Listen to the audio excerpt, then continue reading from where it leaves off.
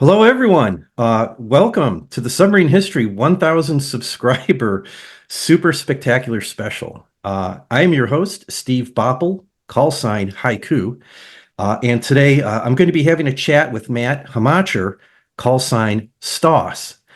Uh, Matt, he's a gamer like me. He's also a researcher with a focus on World War II German submarine technology and operations. And then finally, he has acted as a technical advisor to development teams working on submarine simulators and mods for them. Um, and I'm working from a script for the first part of this, right? Because I usually work from a script because if I don't, I have a tendency to kind of like wander and get off track, kind of like I'm doing right now. Um, I wanted to talk to you, Matt, for this 1,000 subscriber super spectacular special. Since gaming is the reason this channel even exists. Um, so let's get the greetings out of the way so I can talk about myself for a minute, and then we'll dive into the questions for you. Matt, welcome to Submarine History. Hello, everyone. Thanks, Steve, for having me. Uh, I don't think I ever explained how this channel came about, and I could probably do a standalone video. In fact, I'm probably going to do a standalone video because it would be instructional for people starting out channels, especially niche channels, like how to get through that period of time, until you get 1,000 subscribers. So, but for now, right now, I just want to say a few things before we get into the for the interview. Um, it was before COVID that I had this idea that I was going to start a channel based on World of Warships gameplay and specifically aircraft carriers, which at that time I happened to be pretty good at. I did that for a little bit, and then COVID happened. And then my oldest kid came home from college and because of COVID and kind of reoccupied the third floor where I had a studio and I was recording and gaming. So, it was just like, okay, I guess this whole project is on hold. And I kind of like set it aside. Um, and then a little while later, my next thought was that, well, if I can't do a WoWs related channel, maybe I could try writing material for other people's channels, other people's military history channels. I knew a channel I wanted to pitch to, and I did just that. I pitched an idea, I got it accepted. I wrote a script, and then I recorded it with this person. Now they didn't actually use what I'd put together, and that was fine. And in retrospect, at the time that I did it, I didn't have nearly the knowledge and confidence that I have now, so it was probably just better. But my experience from that was that I wanted to have more creative and production control, in terms of like development of content. Um, on and off for most of my life, I've had an interest in submarines, and something I noticed on YouTube was that there was nobody really in that space making submarine history a focus of their channel. We got guys like Subreef, and God bless him, but he talks about subs from the modern era, from the new nuke age on. And that's kind of the same thing with H.I. Sutton, and those are both fantastic channels. In fact, in the description to this video, I'm going to put links to those channels. Anybody watching this probably knows them anyways, but I'll still do it. Um, so here we are. And before we do the interview, I had a few people I wanted to recognize first. Um, First, I'd like to thank uboat.net. Without an information resource like that, there's no way I could do this channel. And second, I'd like to thank retired U.S. Navy Captain Jerry Mason. He's an S-3B pilot who's the maintainer of the uboatarchive.net website. And like uboat.net, that website is an absolutely invaluable source of information. But most importantly, Captain Mason, he's been really super patient with me the last 3 years, answering a lot of questions, and I'm really grateful to him for that, and that he actually returns my emails when I send them to him, Yeah. because not everybody does it. Um, Finally, oh wait, I can't forget, and I wrote a note here too. I also want to thank the United States Naval Institute. They are the organization in this country that produces and distributes a lot of book material related to naval history, and they're a really unique organization. They're really important not only to the United States and United States naval history, but even world naval history. And I'm thankful to them because probably 80% of the books that I use have been published by them. And then finally, I'd like to thank the viewers, and in particular, the subscribers to this channel. I really did not expect this channel to go anywhere. I had some questions I wanted to answer about submarines, and I thought I would do that, and then I thought the project would be over. Um, but then people started subscribing to the channel, a few at a time here and there, and then it got to be about a steady 24 people a month. And about a year into this project, I was doing the math, and I was like, boy, in about 2 more years, I could be at 1,000 subscribers. Mhm. And then I thought, how am I going to drag this out for 2 more years? Is there even that much submarine content out there that you could do a channel for that long? Well, the answer is yeah. I could keep this going for years. The key is that you just don't do a video every other day. You have to just kind of like pace yourself. And that's what we try to do here. And I still work and I got a family and I got like responsibility around the house. So I'm not really in a position where I can produce content more than like once every like 3 to 6 weeks, anyways. Um, and we're growing much faster now. And I say we because I really feel like this has become a community project. Um, so thank you to all the subscribers to this channel.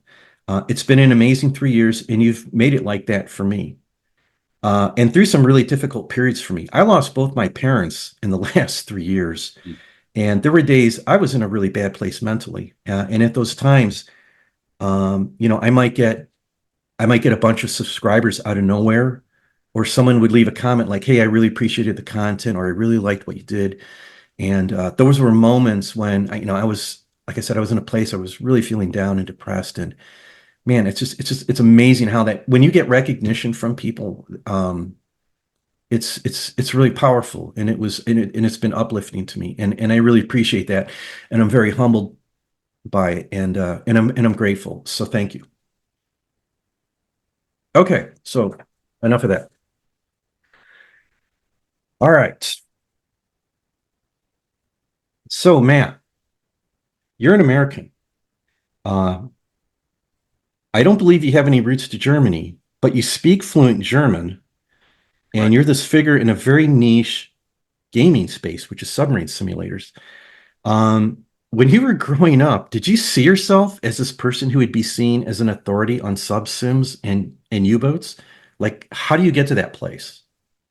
Yeah, not particularly, right? I mean, I started playing sub sims, I guess, in the early '90s when Aces of the Deep came out. Really, my first kind of foray into U-boat games, so to speak, right? And over the years, I mean, I got into school, didn't continue on with gaming so much, and then after school went into the Marine Corps. I was in the Marine Corps for 4 years. Didn't do any gaming in the Marine Corps. Wasn't until I got to college and I got back into it, bought Silent Hunter 3, which by that point in time had come out like 2 years before I started college.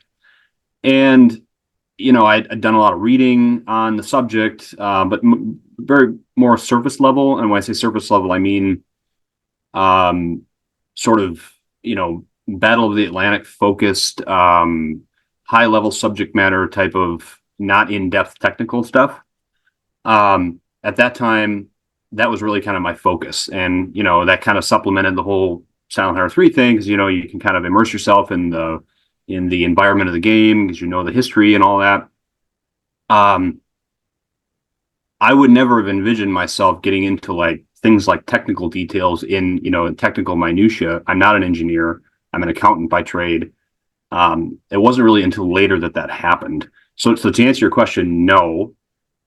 It was always more of a hobby, and it still is a hobby, but it's a more serious hobby now, I guess you could say, just by virtue of, helping out various projects, which I'm sure we'll touch on over the Yeah. course of the interview. Yeah, I mean, I would say probably not. The German aspect of it, it certainly helped because and granted, I mean, it's just like with English. I'm sure you know, you read a technical document or legalese or whatever, and it's very difficult to interpret that even in your native Yeah. language. Um, it does help tremendously to have that German background to be able to, or German language background anyway, to be able to interpret technical documents, or even just non-technical, or even there are plenty of novels or contemporary accounts that are written in German and not in English. I mean, there Yeah. are several books that are that way that I know. It's like I have to tell people, it's like, not sure you'll be able to find that in English, but if you can find it, it's a great book, you know. So there are aspects of that that have really tremendously helped.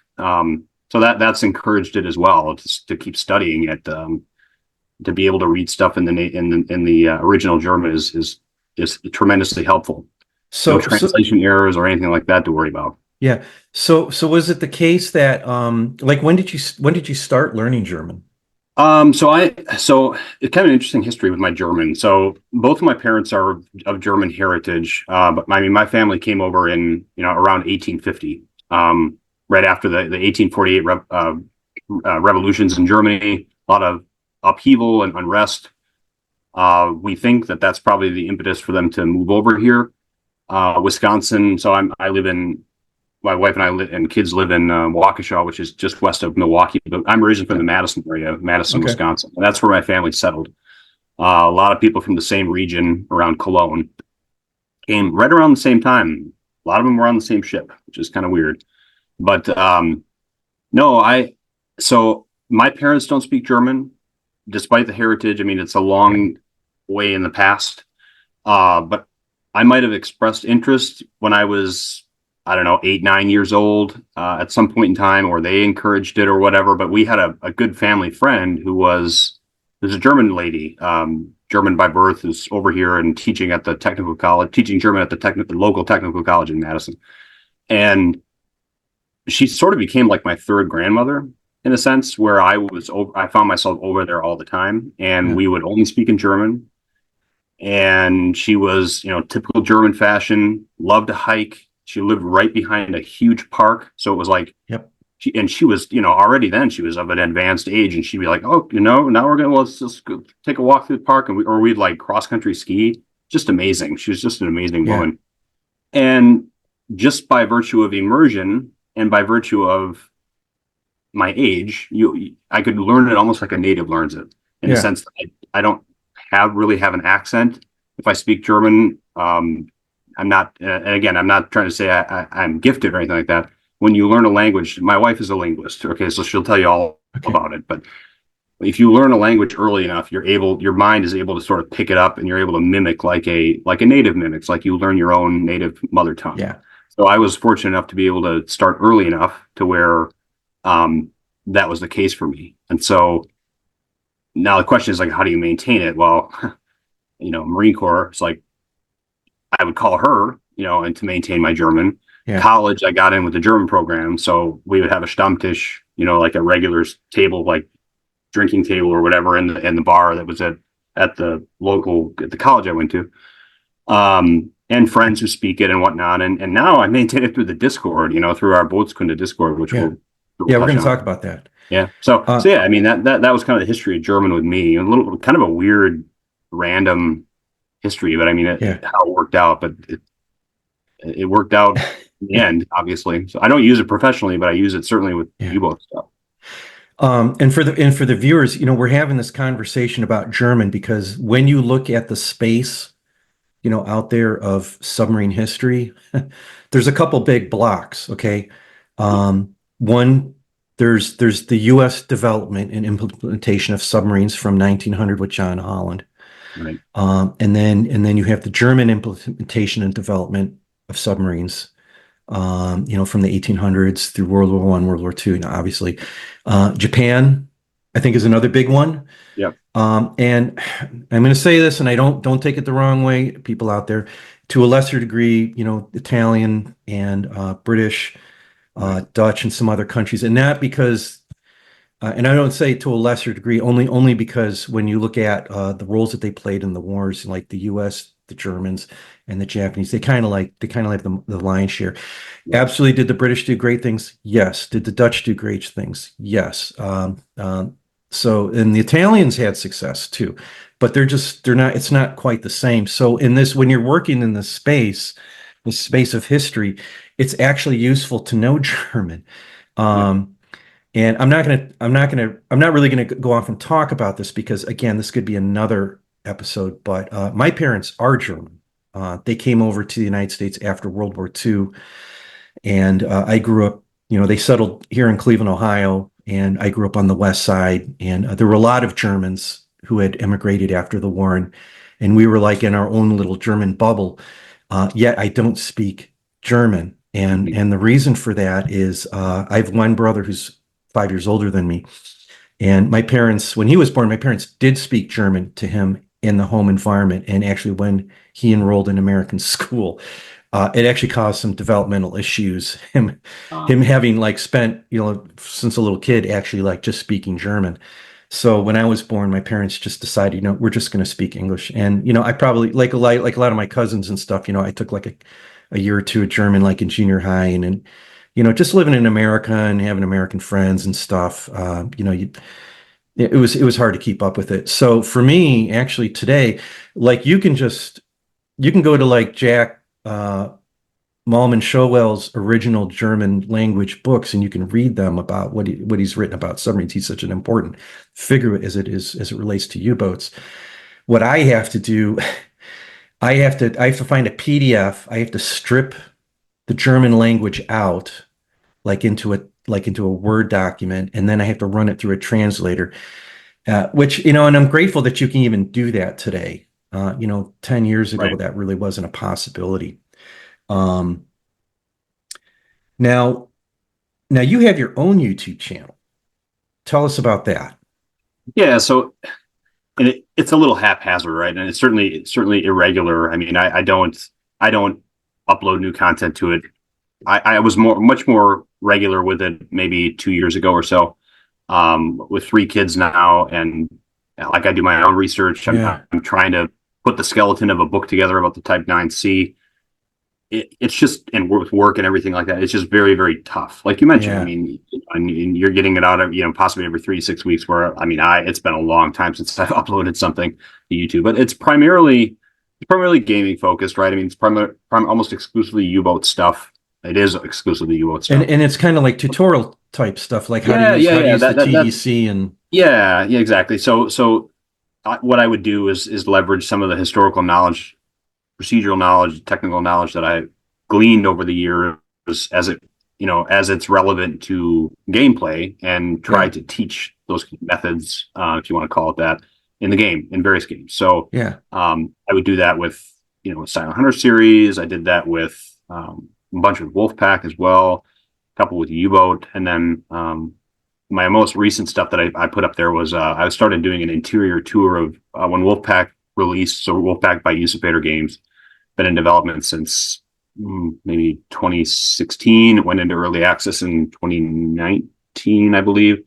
They finally released a full interior of the Type 7 that they've got in there. So I started going through it and just doing a tour, and it ended up being like, I think my control room video was like two videos, each of which was like an hour and a half to 2 hours long. yeah. It's So it's amazing. very, very long. Yeah, really deep And then, dives. Yeah, well, yeah, they're deep dives for sure. And then like that, that's a blessing and a curse, right? Because I mean, I've gotten feedback on both sides of the coin, where it's like, dude, like I just can't sit through this. And it's like, yeah. I honestly, get it. like I don't know how else to do it, right? I mean, like if you're in person, you can't have a tour that's that long. But Right. if you're on an electronic media platform, like you can get away with that. And so, Yeah, and honestly, it's like I tell people, it's like, I mean, you can skip to whatever, you don't have to sit there and listen to a tour guide, in person for that long. So, I yeah, mean, I'm almost sort of a little unapologetic of having them that long because they are very detailed. But, um, but yeah, my point is, I just haven't been very regular about keeping it updated, just with other stuff in life yeah. and work and all that stuff. It's been very difficult. But yeah, I mean, it's primarily, um, if not gaming focused, then certainly using games as a platform to teach. So Well, I'm going to have for the viewers. There's a link in the description to this video to Matt's YouTube channel. if you're interested, then you can check it out. I've spent time on it, and I got to be okay. Full disclosure, right? When I've played Silent Hunter, I play with assists, and I know it's like Yeah, you can't say that, right? You can't play with assists because it's yeah, like you're not really a true U-boatsman or submariner if you're using assists. But at my age, in my eyesight, there are a lot of times like in game, it's just really hard for me, like using the periscope to even like really try to like discern like the bearing or heading yeah. of a ship and stuff. Yeah, I mean, people get bent out of shape, right? I mean, it's like at the end of the day, I mean, we're talking about games here, right? I Yeah. mean, none of us are submariners. I was an infantryman in the Marine Corps. Like, I Yeah. never got wet. I mean, if I got wet, it was because we were in the field and it was raining out, right? I mean, like Yeah. I never, I get seasick. Like, I'm not a submariner. I don't LARP as one. Like, I even look weird at people who reenact stuff. It's just like I didn't rate to wear that uniform. I didn't go through Yeah. their basic training. So like, yeah, I mean, there's just no question about it. Like you play however you want. Like um, there's no bragging rights or anything like that associated with, at least in my opinion, associating with any of this stuff, right? So Yeah. it's just the games are a vehicle to teach about. It's like reading a book. It's like an interactive book. That's how I look at it, right? Yeah. So. And so that's so it's so what you said about like I think you mentioned like reenacting and stuff. Mhm. Um, so so here in Northeast Ohio, we have a city called Conneaut, which is on Lake Erie, and it's right before you get into the PA border. So they have a beach that's actually not unlike the Normandy Oh wow. beaches. Yeah, so they actually do every year they do a D-Day reenactment, Yeah. and it draws like over 1,000 World War II reenactors from both the American and German side, and there's usually a couple Kriegsmarine guys Yeah. in that group, and I've seen them, and you stop and you just talk to them for a little bit and just find out, hey, what are you doing, and what, and it's just everybody has an interesting story, and they're really passionate about reenacting and just keeping the story alive. And Hmm. that's one thing I like about computer gaming, Right. computer war gaming, and in particular submarine simulators. I think it really does. It just keeps it just keeps the subject alive. And speaking of keeping the subject of submarines alive, that rolls into our next question, which is you are part of a Discord called the Boats Kunde. Tell us a little bit about that project and how you fit into it. Sure. So a bunch of us were involved at one point in time with the development team of a sim that was in the works called Crush Depth. Now that sim has been put on pause, I guess you could call it that. And so a bunch of us had accumulated a bunch of knowledge, technical knowledge, and documentation. And one of the former team members, so the guy by the name of Patrick Zimmerman, he's a German individual, goes by the handle the engineer guy on Discord, um, has just a treasure trove of documentation and knowledge, particularly the 7C, type 7C. He created this Discord. So Bootskunde, there's a document that was put out for for a run of boats, right? So they would a yard would put out a series of boats. Let's call it U91 through U96. For instance, right? They would, for each run of boats, they would put out a document called Vorläufige U-Bootskunde or Vorläufige Bootskunde, which is a preliminary boat information, and it was basically all of the pertinent technical detail pertaining to that series of boats, as well as spaces to fill in, for an individual boat to fill in, results of listening tests and things like that, or rate of turn and all these performance values, right? But by virtue of it being sort of a good high level overview of the systems on a boat, he chose that name for the Discord. So it's really Okay. Patrick's Discord. Yeah.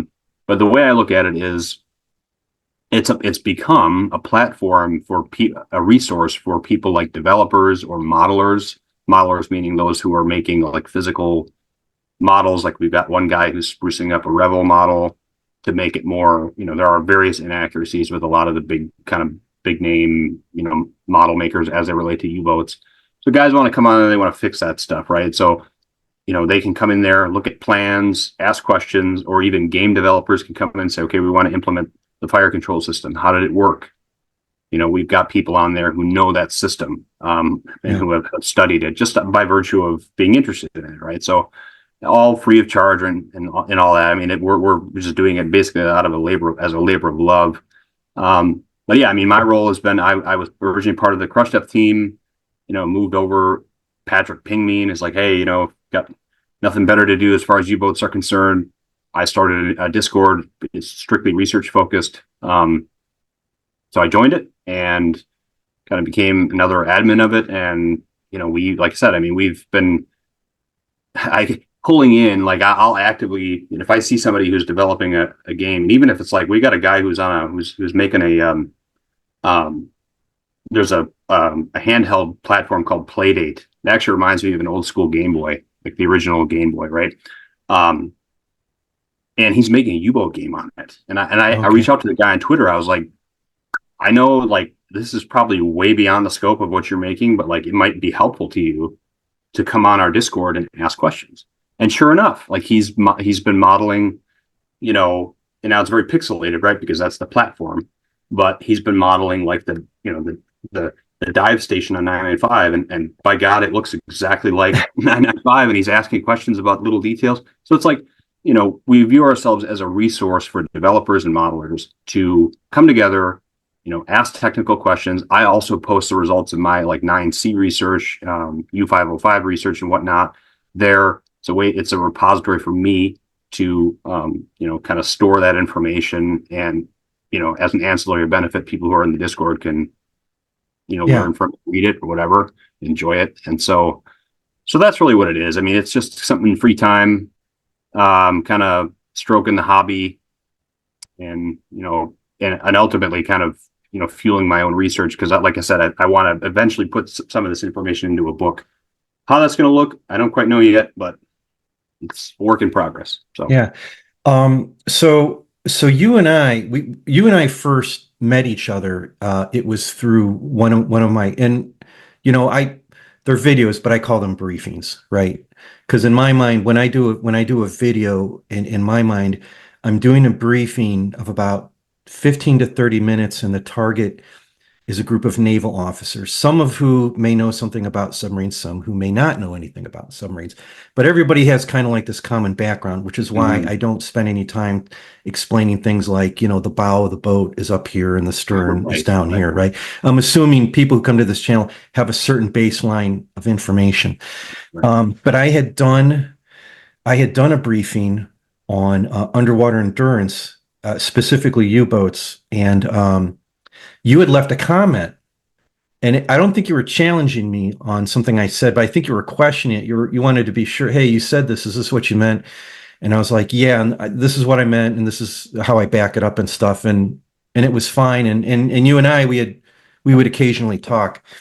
And then later, I did a briefing on U-boat diesel direct drive systems, and I actually ran the slides by you. And apparently, you were impressed enough with what I did. I actually got an invitation to the Boats Kunda Yeah, Discord. I remember that. Yep. So Yep. Yep. I was just like, "Hey, okay, I'm part of the club now." Yep. And my experience being part of that Discord is, it isn't just a bunch of guys sitting around waiting for someone to ask a question. I mean, I think they're taking like original drawings, and they're like creating brand new digital Yeah. drawings. I mean, it seems to me like the goal at some point, you guys are going to have documented at least the Type 7s well Yeah. enough that someone could actually take these remastered drawings and stuff, and actually build a boat. Right. I mean, so yeah. So speaking specifically of Patrick's work, so the engineer guy's work, a lot of that you've seen has been from him. And he has a mind to to publish a lot of that stuff, and he has published some works, redraws of various plans, and dock plans, and are called iron plans and whatnot. Um, just phenomenal work, and he Yeah. uses Visio, and he's an absolute wizard in Visio. He's trying to always encourage me to use it, and I'm like, so like doddering and like Google Slides as I'm making some of my, various documentation, elements for the 9C, and he's always giving me crap about not using Visio, but I should probably learn his tricks of the trade. But yeah, he does beautiful work on there. And you're right about that. I mean, he works from original plans, Yeah. draws everything, and tries to make it, and OCRing things, translating things into English, trying to make things palatable for the average person. Now Patrick is also involved with the U995 team. Yeah. Um, so that would be the German Naval League, right? The Deutsche Marinebund. That is, and then the Marine Kameradschaft 995. He's involved with those organizations, and also, in fact, he's actually there right now, helping them do some restoration work on the boat. So, by virtue of that connection too, he's got direct access to a, in that case, a 7C41, Yeah. and he can trace pipes, and he's done a lot of phenomenal stuff. Spent a lot of time on the boat, and so he really has a good, solid foundational knowledge of the Type 7 and just, I mean, U-boat technology in general. So Yeah. you're right, you're absolutely right. I mean, that's the purpose of it, right? And like you said, I mean, when I saw that you were doing technical Yeah. content, I was like, I got to get over, because I mean, it's just an inevitability that at some point in time a question is going to come up, and you're going to think, crap, like, Yeah. how can I find this out? And you're almost guaranteed. I mean, there's still stuff we're missing, and there's still stuff we don't understand. But like, Yeah. it's a very, very good chance that you'll find the answer Yeah. someplace. So I I don't see this kind of passion on the US side with regards to fleet boats. I mean, on the US side, you've got the subsim forums yep, and you've got a few unconnected websites. You got pig boats yep, and you have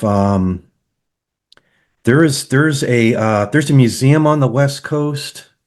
I can't remember it, but they're a repository for information on submarines.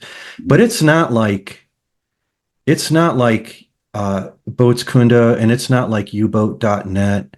And I've never really been able to really quite figure out why it doesn't. It's like it's really focused on the U-boat side, and maybe I don't know, maybe on the American side, it's just take it for granted, like, well, submarines are always here, and we got this information. If you want yeah, to find it, you can do it. But right, it seems like when it comes to like U-boats, because the amount of information out there, it is limited, and so much mhm, information was actually lost during the war right, that I think it just the people are just a little bit more are just a little bit more passionate about it. yeah, And it's good to see. They're working to keep the spirit alive for future generations. right, Um, so I have a list of submarine related games going back to the 1970s, and I'm going to quickly walk through that list. I don't even know if it's comprehensive because there's been a lot of games, but we'll try to cover them here briefly. And after I go through this list real quick, I'd like to get your thoughts on what games are still worthwhile today mhm, and what people should be playing. Um, but we'll start from the 70s with actually hex-based counter board games. Avalon Hill had War at Sea and Victory in the Pacific. Those were kind of like abstract strategic games, but they did model some submarines play. And then they also had a very detailed tactical game called Submarine that modeled, U-boat convoy combat. The problem with board games is that, like, everybody, you set up your counters on the board and everybody kind of sees what's going on. So, and that's really kind of opposite of what the experience is like when you want to like be doing a submarine simulator, right? Because you're underwater most of the time. In fact, for people who haven't played a submarine simulator, depending what game you play, a lot of time you just spend your time just looking at the interior of ships and stuff, right? Because you're underwater. But as we get into the 80s, and now we have computers, and now we can do things like, forces can be hidden and, revealed only when they need to be. But in the 80s, we have Silent Service 1 and 2. In the 90s, we have SSN-21 Seawolf, Aces of the Deep. We have the Silent Hunter franchise, 1 through 5, 688I, Hunter Killer, and the game Wolfpack. Then as we get into the 2000s, we have Crash Dive 1 and 2. We have Cold Waters, which is like a post-World War II submarine simulator. We have U-Boat and Crush Depth. Recently, I found out there's a new game, Silent Depth 2 Pacific, I think it is. And then we also have World of Warships. And, while a lot of people will just kind of like, diss on World of Warships, well, it's just an arcade game. And to a degree it is. They they do actually in a way they do kind of like model and represent some things that were actually representative about U-boats. For example, when you're playing a match in World of Warships, you can basically never be detected because as soon as you're detected, like the rest of the enemy team, just everybody just dunks on you, which is basically what would happen in real life and stuff. So you can learn some things about submarines and what the experience might have been like back in World War II. But it's not like playing like Silent Hunter 3 where you're actually in real time transiting the Atlantic as you're getting ready to like, kick butt up and down the East Coast. Um, like in your opinion, like what are the games that are really still the go-to games that are worth playing? Boy, yeah, there's quite a few, I would say. I mean, you mentioned there's one I would add to the list, right? Is Wolf. So there are two Wolf packs, right? There's the Wolf pack from the early '90s, and then there's the Wolf pack by Usurpator Games, which came out with the early access for which came out in 2019. That's a Okay. multiplayer co-op sim where you and five or six other players control a simplified version of a Type 7C, which is very novel, and I guess I'll get to that in a minute. But starting from the beginning, right? So I would say with a straight face, I mean, Aces of the Deep is still worthwhile. I still play it on DOSBox. DOSBox is a DOS emulator. That's how old it is, right? Okay. You need a That's DOS emulator awesome. to run it. Well, there were two iterations of it, right? There was Aces of the Deep, the original one, and then there was Command Aces of the Deep, which came out in Yeah. like 95, which is a Windows 95. So you can emulate that. And so it's like take your pick of emulation, right? You're going to emulate an old Windows version or DOS. Frankly, the Command Aces of the Deep is buggy. The original is better. You're able to patch the original to get all the bells and whistles that Command has. So there's no reason to not play the patched original. But I mean, I still play it. Aces of the Deep, the one I Yeah. started back in when it came out in like 93 or 94, and I still play it. I mean, it's totally worth it. I had a company called Dynamics made it. Hmm. Later, they were bought out by I think Sierra. Um, Yeah. they made great sim games. I mean, flight sims, Aces of the Deep. It's just it looks like a cartoon, but I Yeah. mean, but the dynamic campaign is phenomenal. I mean, you don't have that anymore, right? The dynamic campaign kind of died with, although it's coming back to an extent with U-boat now, but it sort of died with the Silent Hunter series, like going out patrolling, having a random layer where you don't know what you're going to encounter. Yeah. That was sort of the essence of the old kind of Sims, right? And so Yeah. Aces of the Deep was kind of the one of the first to do that. Um, I mean, Silent Hunter One is I had that as well. Fleet boat side, again, a very good sim. Aces of the Deep, it had more than Aces of the Deep did. It had sort of a first foray into manual targeting. It had a TDC, a position keeper. Um, Silent Hunter Two, you can probably skip it. I mean, it didn't come with a campaign with a like a dynamic or call it maybe random campaign. It had a scripted campaign. I think that was a limitation that was placed on the developer. Obviously prior to release, a huge handicap in my opinion, and in the opinion of a lot of people too. I mean, the replayability of that is pretty limited, right? Yeah. Um, Silent Hunter 3 is probably the one that most people are familiar with in terms of, you know, U-boat games getting into the genre. Um, it has been modded now to the point where it looks like, and I'm actually part of there's a new iteration of GWX, which is one of Yeah. the first big super mods that came out for Silent Hunter 3 back in 2007, 2008. It's actually the reason I joined Subsim was to get GWX Yeah. back in '08. So they're coming out with a Knight's Cross edition. I'm on the team. Supposed to release at some point here in the near future. Dates haven't been announced yet, but so point is that game is still being modded. Talk about squeezing blood out of a turnip. I don't know how much more can be done, but whatever can be done probably has been done with that, or will be done with the latest version. So Yeah. point of that is it's worthwhile playing. You can, subsim.com has just a laundry list of mods. There are super mods. You can get it to where it looks just gorgeous. So by all Yeah. means, worth it. Um, I I uh I was just so impressed with Silent Hunter 3 and the community out there that, like you said, that just keeps it alive with continually improving mods. I right. mean, you've gone from a game that was like basically a 4:3 video format, Right. Right. and teams have modded it now. Now you have the whole landscape Yeah. of the screen that you can work with. And there have been, when you load up that game and you're out at sea and you're in that U-boat and you're just cruising, and you got the gramophone playing in the background, you got the period Right. music, you got the sounds of the boat, you've got the ancillary background noise and conversations.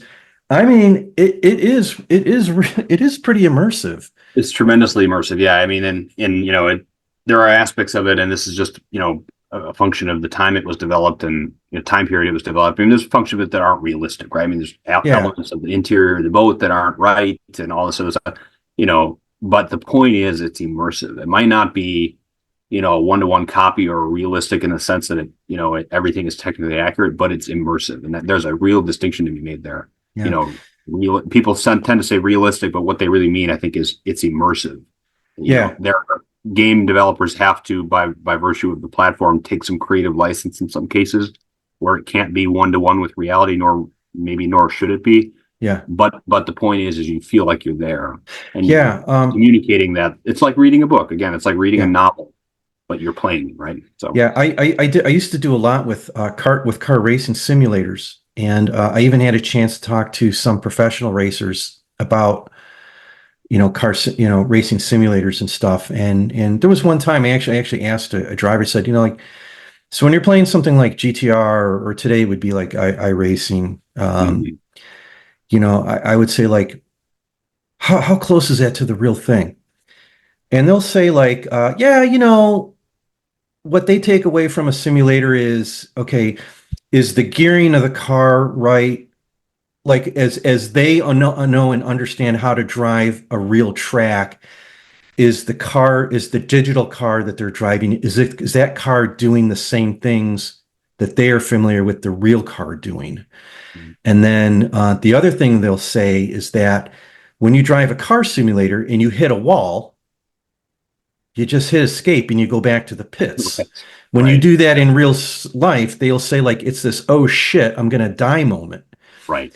And that's probably the same kind of distinction with the submarine simulator. It's immersive, but you're not actually getting knocked around because a depth charge has gone off, and you don't have this feeling in your stomach that, like, I'm not getting out of this. Right. I mean, and even just, pressing the D button to dive, like Yeah, so many things could go wrong from a technical perspective on a dive. One guy turns the wrong valve and and the chief engineer could be having like a real nightmare on his hands. I mean, just diving was dangerous. I mean, there's so many yeah, diving accidents. If you reading the logbooks, the KTBs, or even like, um, the the technical KTVs. So the chief engineer would also maintain a logbook too. Just reading some of the mistakes that happened, or just things that broke. I mean, they were yeah, fighting the boat yeah, and the enemy. I mean, yeah, this stuff just doesn't come through with games. And I guess we'll get to that question as far as the opportunities for development maybe later. yeah, But anyway, to continue on. So yeah, Silent Hunter 3 is absolutely, especially nowadays with the modding work that's been done, is absolutely worth it. I mean, in fact, some people just, that's what they do. They play Silent Hunter 3 and it's like nothing else exists with that. I mean, that's really yeah, Silent Hunter 4 is very worth it. I mean, that's Fleetboat side by design, but that has also been modded to include the Atlantic theater. Everybody always comes yeah, back to the Atlantic, right? It's like you yeah, said before, there's a draw there. Um, so there are mods that have brought Silent Hunter 4 into the Atlantic as well. So that's yeah. certainly worthwhile. But it's also worthwhile just for the Fleetboat aspect, because it is an underrepresented theater. I mean, It is. if you look at the statistics, I mean, we as in the U.S. Navy, the Silent Service, all but decimated the Japanese merchant fleet during the war. I mean, and this wasn't true. The Germans, we basically did what the Germans wanted to do, Yeah. and just couldn't by virtue of the British being just so fierce in terms of its ASW capabilities and Yeah. the its of technology, and you know U.S. coming into the war and Liberty ships, and I mean, just they just couldn't keep up with it. The Yeah. writing was on the wall, right? Whereas with us, I mean, we had the Japanese sort of on the ropes, Yeah. by the middle of the war, and could sort of drive the punches, left and right and over and Yeah. over again. And, So, and I think that's something that's not really well understood. mhm, When you look at the Pacific Theater and the U.S. Navy and the fleet boats, um, it's like the fall of 1943 that we get the Mark 14 figured out.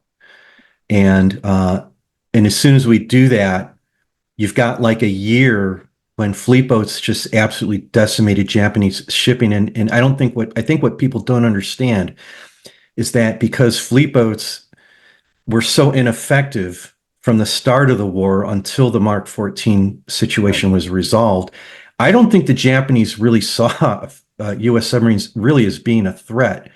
And I don't think they really addressed it. So what you have in the Pacific is starting in the fall of 1943. You have a situation where the U.S., it was like Germany in 1939, where Germany had, at the start of the Second World War, Germany had this immediate edge in the submarine anti-submarine warfare race. And they milked that up until like probably about the end of 1941. And we did the same thing. Like when the Mark 14 is working and we start hitting them, the Japanese really don't know what is this, and they don't know what to do, and they don't have enough time to like redirect their resources and actually develop an anti-submarine warfare effective program. right. And we were basically able just to like Team Kraken just mopped the floor with their merchant fleet until there was literally nothing left. Right. And I mean, even though our boats, they couldn't dive as deep as German subs could. Um, but the Japanese, set the depth charges really shallow. I mean, I think it was Yeah, some incautious remark by a U.S. reporter, I think, that changed. yeah, I don't know yeah, exactly. I can't remember the backstory of that, but I mean, just some bonehead comment, and the Japanese caught wind of it, and it was like, oh well, okay. So then they kind of readjusted their tactics a little bit, and set their charges deeper on. So anyway, but yeah, yeah, we I think people might view it a little bit like seal clubbing. It wasn't that. I mean, our attrition rate was what, 1 out of 5, is like 20% attrition rate, yeah, which compared to the Germans yeah. It is was like just like what, 75%. 75% attrition. Yeah, it was So I mean, terrible. maybe that. I mean, but 1 out of 5 is still incredibly dangerous, right? I mean, like Yeah, you absolutely. sign up for, it's like knowing those odds, which most of them probably weren't aware of that, or I'm sure that those stats weren't necessarily published and made public. Yeah. Those guys, but I Um, mean, though that's still not odds that are great. Um, right. so anyway, but point being, Silent Hunter 4 is, by virtue of it being a rare fleet boat sim, it's worthwhile to play the fleet boat side of it, and it's certainly worthwhile because you can then, if you have an itch for the Atlantic, you don't even have to close Silent Hunter 4. You can play the Atlantic now Yeah. too. Um, I found Silent Hunter 3 particularly useful, especially when I was writing the briefing for on snorkels. mm, And I spent a lot of time in Silent Hunter 3 in a snorkeling boat, just just seeing can I get through the Bay of Biscay? oh yeah, yeah. So and how you do it, and and so once they got snorkels, for those who may not know, Mhm. once the U-boats have snorkels, the plan is batteries during the day, and then at night you snorkel. And that was the way forward. And I spent a lot of time in Silent Hunter 3 just modeling that, like underwater during the day, snorkeling at night. And it takes forever to get anywhere, but you are able to get from one side of the Atlantic to the other without getting sunk by a bomber Right. that just drops out of the clouds, which is actually what sunk half the U-boats during the war. Yeah, right. So it's a fun immersive game, but it can also be something that's educational. And I think that's because it's hard to find like a surface ship simulator that really kind of gets you that same kind of experience. It's just like they're just too big, and but a submarine, it's a very intimate experience.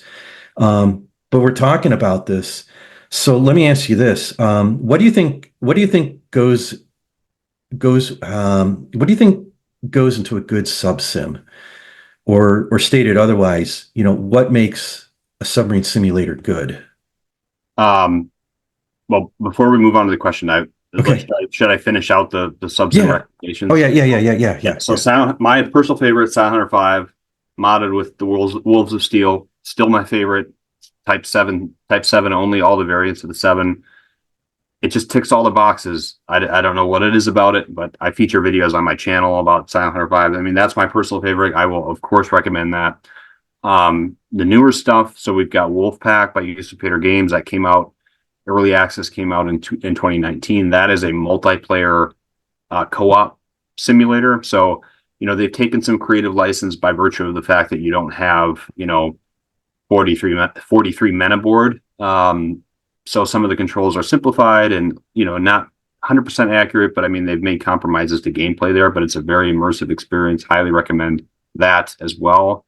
And that's actually, sponsored by Neil Stevens, who's the owner of Subsim.com. I mean, he's really the guy that kind of made that game, who was the impetus to make that, to convince the Okay. developers who were making a different game to switch to making a U-boat game. So he was really kind of the force behind that whole thing. And then U-boat is also, that actually just released. Full release was like the beginning of August. That is by Playway. So they a small dev group, and now it's Playway is the publisher. They're doing great stuff. I mean, it's more crew management focused, but they've implemented the fire control system to be totally accurate. So they're focusing on kind of systems and management of systems a little bit. I would like to see more of it in a sub sim, but I mean, they're going down that direction. So, the kind of the focus on the running of the sub itself has been sort of the direction of late, which I think is a great trend. So the recent sub sims, Wolfpack, and in those I include Wolfpack and U-boat, are totally worth it. I mean, they're currently in development. I mean, U-boat has released now, but I mean it's being patched all the time, and the modding work on it is just, I mean, it's like hand over fist. People are modding the game, so Yeah. definitely worthwhile I to check it out. I have U-boat. It wasn't until recently that I bought a laptop though that I could really run it, and Yeah. I haven't done anything more than really get like through the opening credits and stuff. Mhm. But I've read some, I don't know, some odd things about it, and I think it has to do with like crew management. Yeah.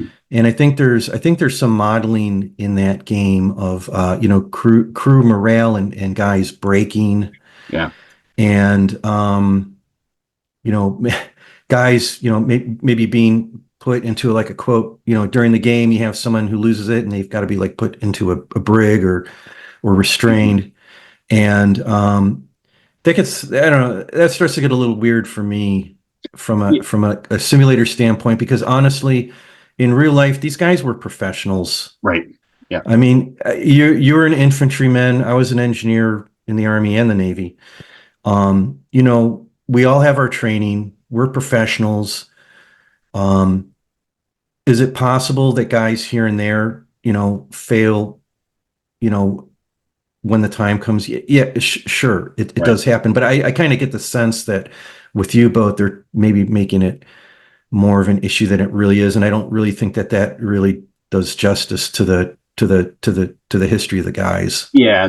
So there was a lot of feedback on that originally, and I'm not part of the team or anything like that, but I mean, I've certainly, like, their developers are on our Discord, or at least a couple of them are. There, I know there was pushback about that for that very reason. I had my own criticism of that, based on all the reading that I've done as well. I mean, even if the KTB is now, somebody can say, well, maybe they just weren't being truthful in there. It's like, no, I mean, that's you know, setting the Athenia incident aside. I mean, the KTB was a serious document, right? I mean, that was Yeah. you didn't put BS in there. Um, but I mean, you read again and again, you see it in German, die Besatzung hat sich fabelhaft verhalten. We had a depth charge attack and the crew behaved fabulously. Um, and even in footage, I mean, there's been, various footage that's been captured of depth charge attacks. And you know what you see guys not making a noise, looking up and holding on. And that's it. Like there's no, Yeah. like even Das Boot, right? I mean, the guys, Yeah. veterans were like, we didn't behave like that in a depth charge attack, like screaming and all that stuff. No, absolutely not. Like you were disciplined and, you know, staying on your toes and watching for leaks and things like that. And Everybody's got their job and your focus is on your job. right. So, and again, there's, I don't say Hollywood because Hollywood didn't produce, but you know what I mean by when I say Yeah. Hollywood, Yeah. sort of that movie magic type of thing. And it was a little bit of the same thing with U-boat initially. Um, there was a high propensity to have guys either have a heart attack or have a panic attack, and you could literally shoot them or restrain them, put them in a chokehold or what have you. Now they've toned that down a lot, Okay, good. which is good because a feedback again. It's like, all right, this is a little cartoony. Like this is almost like playing a graphic novel about U-boats versus Yeah. that was always been a criticism early on of the earlier iterations of that game was like I don't people weren't getting quite the immersive feel like they were getting, even though there were all these additional things you could do, like crew schedules and turning the ventilation on and all these other things. Like even with all those things, people were like, I'm just not immersed like I was in Silent Hunter 3. That's changing now a little bit with the beta that they came out with in June and now with full release and having happened at the beginning of August. They made a lot of positive changes. I mean, Okay. I've really kind of come around on that game over the last year or two. Um, Yeah. it's not my favorite. My favorite's still Silent Hunter 5 for reasons, but um, they've made a lot of progress, and Yeah. they have an eye toward implementing systems. Like I helped them with the fire control system. Um, our guy in our research Discord, Decaf Bad, very knowledgeable on hydrophone systems and the echolot. So the depth sounder, he helped them implement Yeah. the echolot. It's the most accurate echolot that's ever been seen in a U-boat game. It works like the real one did Yeah. from the Yeah. manual. So I mean, it's just stuff like that. I mean, they have the appetite to make stuff like that. There's just elements of it that are still a little cartoonish, but it's moving in a good direction. Yeah. So, okay. So that kind of, so again, getting to the next question, and Mhm. let me ask it differently. Like like for you, what would be the perfect submarine simulator? So my personal opinion, because it hasn't been it has hardly been touched. So it's been touched now by Wolfpack to an extent, and it's been touched by U-boat. And when I say it, I mean the modeling of systems, the element of actually running the boat and having to manage resources on the boat and having to, fight not only the enemy, but then also the boat. Now there's a line that needs to be drawn with that, right? Because I mean, as you can well imagine, you know, you can't you can't make a U-boat game be one-to-one mapping with reality and expect somebody to buy it and just pick up and run with it, right? I mean, there's it's a even in 1941, these are incredibly complicated machines. They took a crew of 43 men to operate at any given time with shifts, obviously.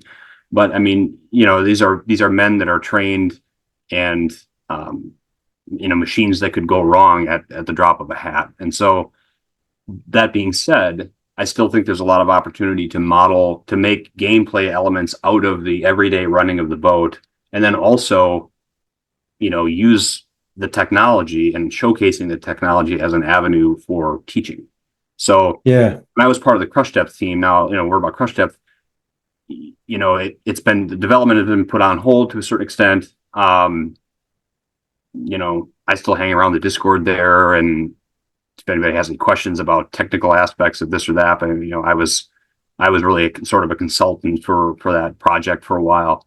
That was going the route of wanting to be, total fidelity. Um, whether or not that was really achievable in real life, I don't know. But the point is, like my ideal subsim would be having, and this is just a personal opinion, is having a game where, you know, you basically spawn into a boat, and you like basically jump into a time machine essentially and go back to 1941, and you're dropped on a boat in the middle of the Atlantic. There's music playing, you hear, the record player or the radio, guys are sitting around playing Scott or, playing chess or whatever, and you're tasked with something. Hey, somebody nudges you, hey, we need to switch out a cylinder, come follow me. And you and like two or three other guys have to problem solve and you have to figure it out. You're Yeah. basically presented with something about the boat that needs to be done, and it's like a puzzle, you have to figure it out. Yeah, I like that. Um, and like people go into it with, the sense of like, I want to sink ships.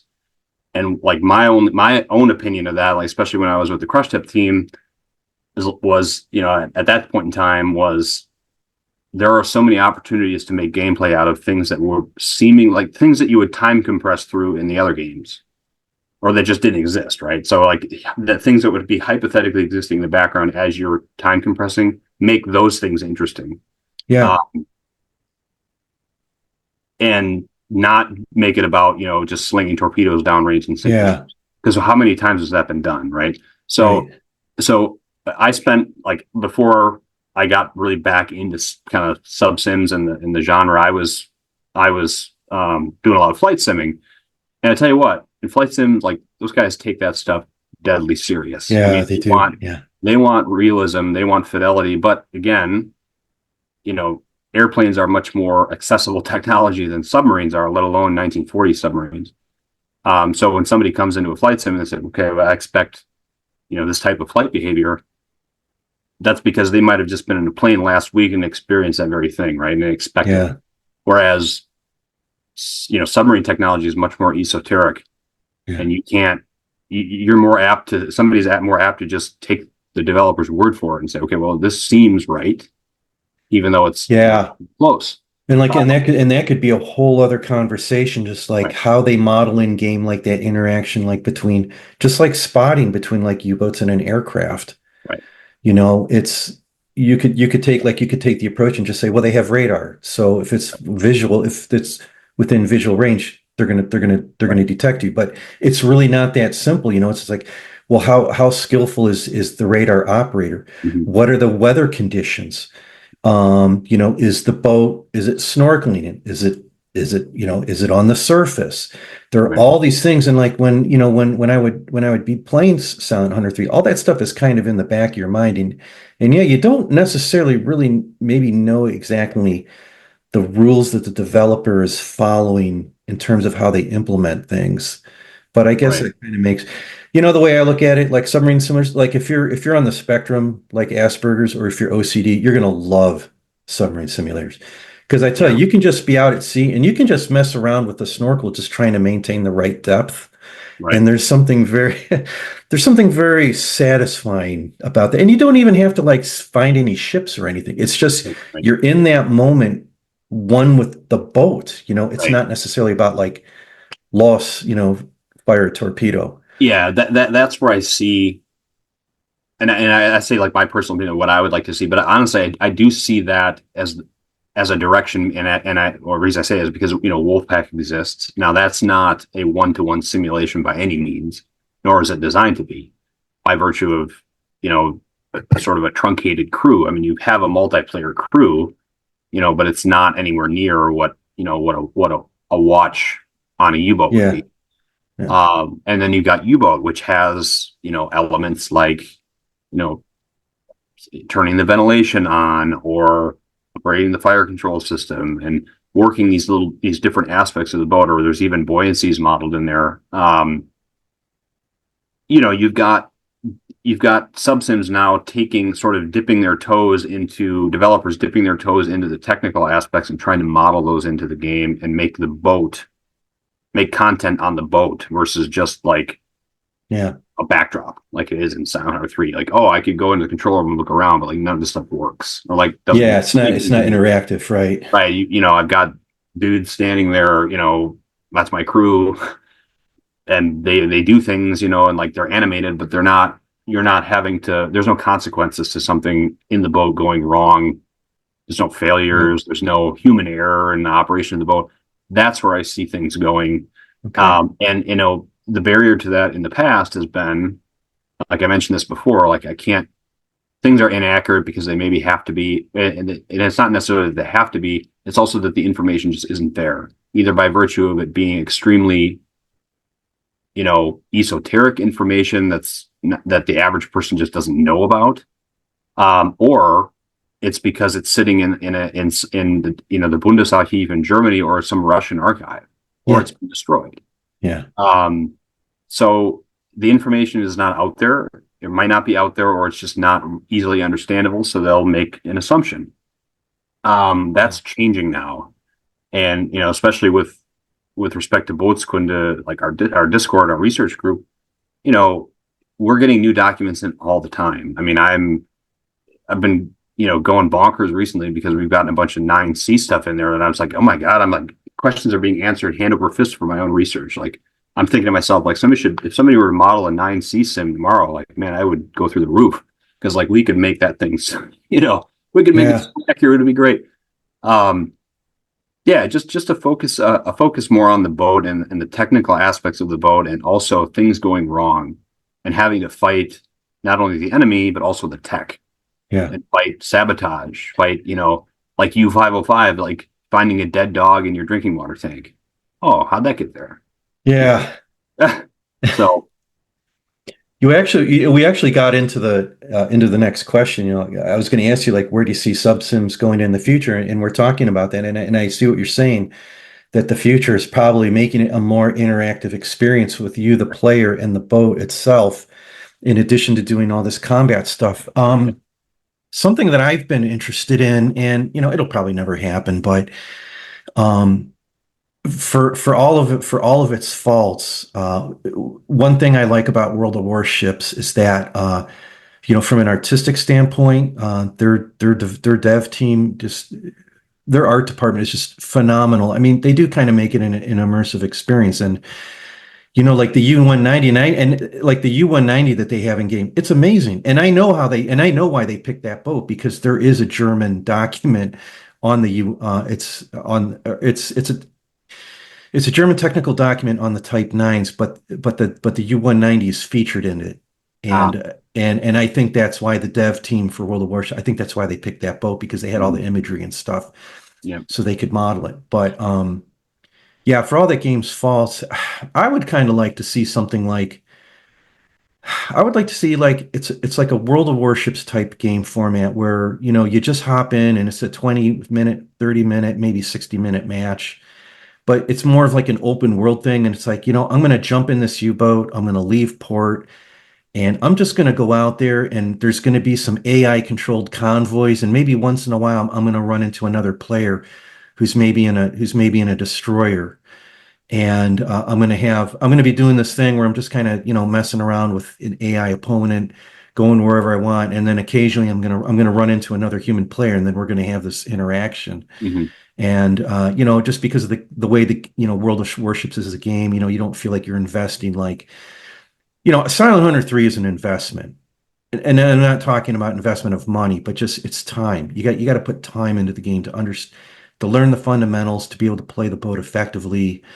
And you could, hundreds of hours where, with you know World of Warships has a much lower cost of ownership, right, which makes the subject more accessible to people. And I think like if for those of you out there who play World of Warships but not other submarine simulators, I think it could be a great way playing around with submarines in World of Warships, and then maybe that gives you the interest maybe to try a real mhm. submarine simulator and see how that experience differs.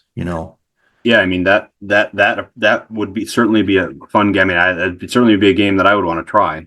I mean, if Yeah, the scenario that you described, me, because yeah, what your question about what makes a good subsim, what makes a subsim compelling is operating on imperfect information. I guess that's true of any real war game, right? yeah, Operating on imperfect information, and one real way to do that, the perfect way to do that is PvP, player versus player, right? right. Because if you can grok the AI, which people do after a Yeah, while, it's not fun anymore because you know the numbers, right? You can play by Yeah. the numbers. So either having a really solid AI that behaves like a human or having another human to play against. That's what makes a subsim. What makes a subsim compelling is being in a vessel that has to behave like a hunter and stalk its prey while knowing that the odds are so vastly against you if you do get detected that your Yep. chances for survival might be, and especially as the war goes on, are extremely low. Yeah. And being able to make it about surviving as long as you can under the ever worsening odds um, makes, at least from the U-boat side, that's what makes it compelling. And Yeah. it's operating off of imperfect information, especially with regard to approaching a convoy. It's like, okay, it's nighttime. I've been shadowing this thing for a while. The moon is over there. I want to approach from the dark side. There's an escort over here. Do I keep my profile, bow on to him, and I'm on the dark side, so maybe, is the brightness such that he'll see me now, or when do I turn in? Those are the kind of things that make it compelling. When you just don't know, there's an Yeah. unknown element to it where there's a certain amount of planning that goes into it, but at the end of the day, it really comes down to, and I'm sure this was true in real life too. At the end of the day, it just comes down to, your own appetite for guts and, your weighing of the situation vis-a-vis, how you've experienced the enemy to be up to that point in time. Yeah. That's what makes that at least as far as World War II subsimming goes, that's what makes it Yeah. compelling, is not knowing the Yeah. numbers. And it's interesting. It's yeah, because we're having this conversation, and I'm thinking about one of the channels that I just love is it's Wolfpack 345, and Yeah. I'm sure a lot of people watching this video know Oh know yeah, sure. Wolfpack. Yeah. But he's the kind of guy. He has such a mass. And really what's really great about Wolfpack and the content he does. He's just not demonstrating gameplay. It's like he tells a story. Mhm. And that's kind of special. Nobody really does that except for him. Like it is immersive just watching him play. And that's something about him. He is such a master of that game. A lot of times when I'm watching one of his videos, it's like I know he could just take that convoy out in like 5 minutes, but he draws out the gameplay for the benefit of his Mhm. viewers. Mhm. And that's nice. That really shows that he really understands his audience, and he really understands that it's the story that's important. Right.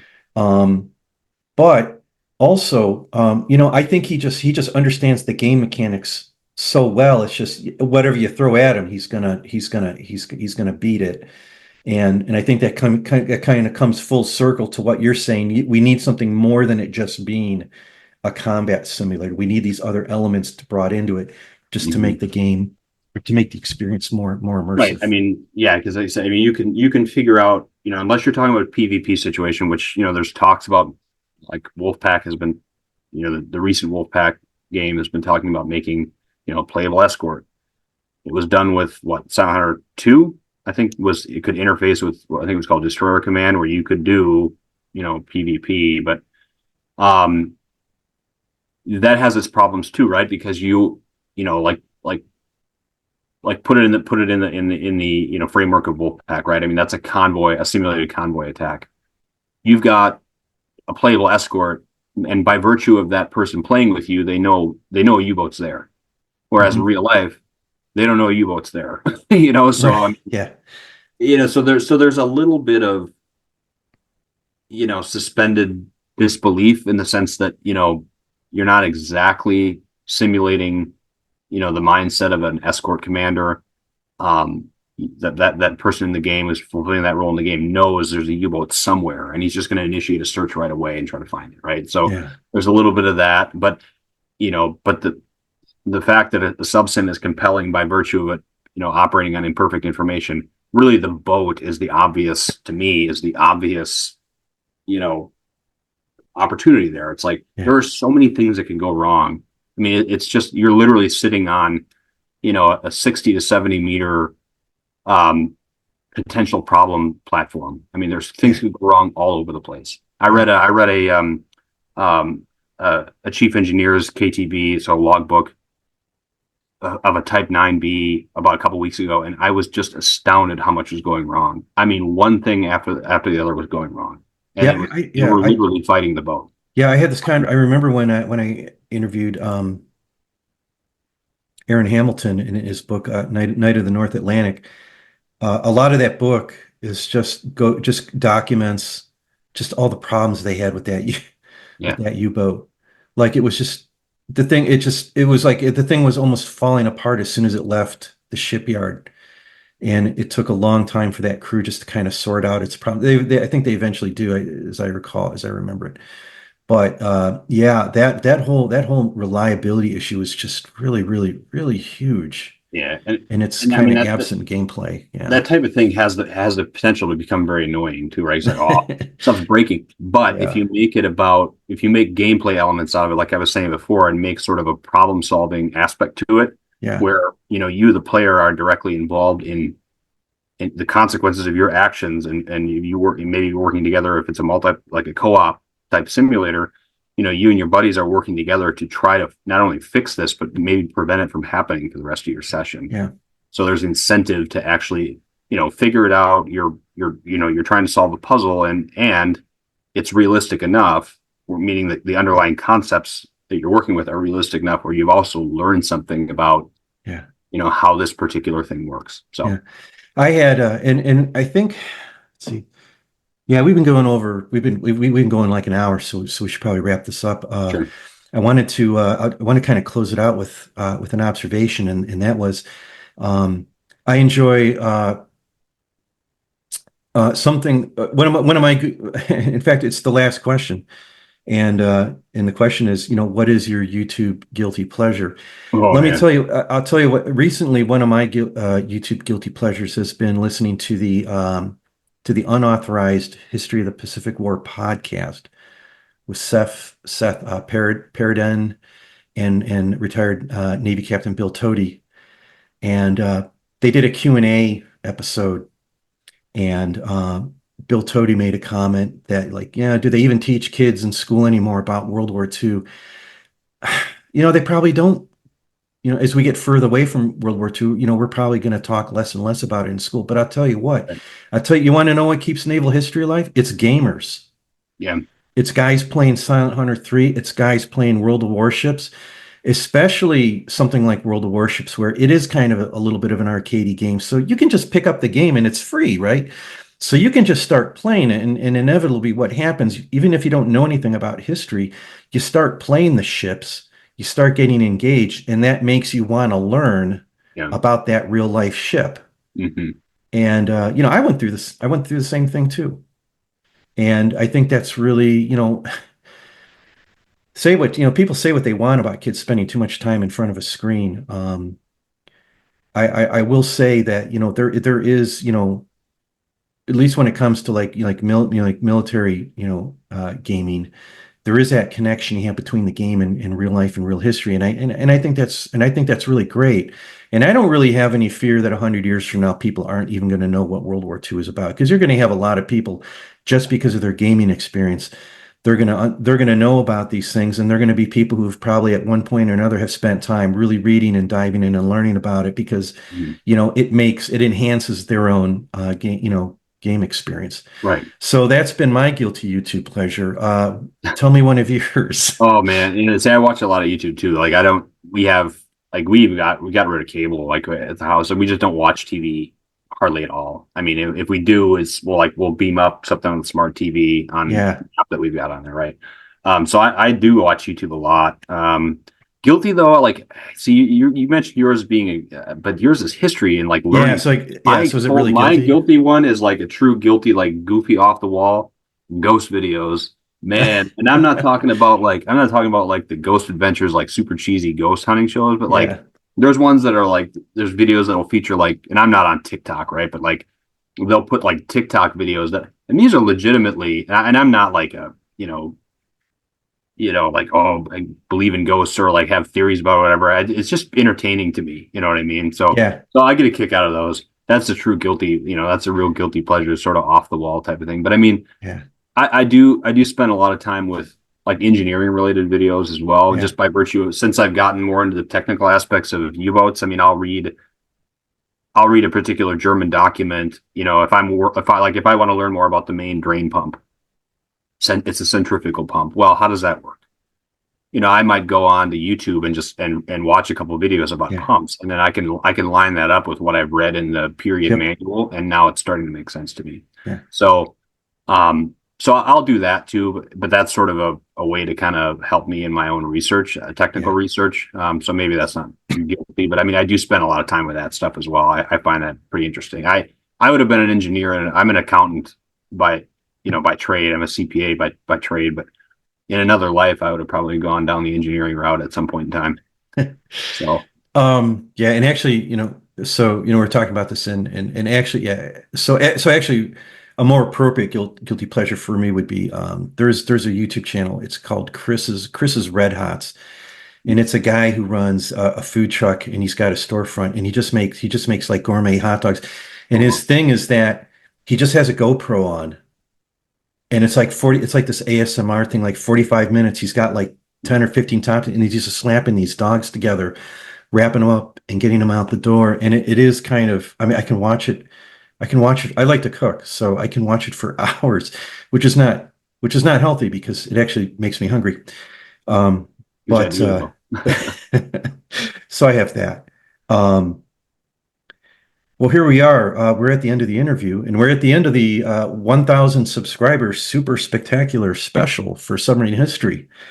Um, Matt, I want to thank you for joining us today here at Submarine History. Best wishes to you and your family, um, and everything.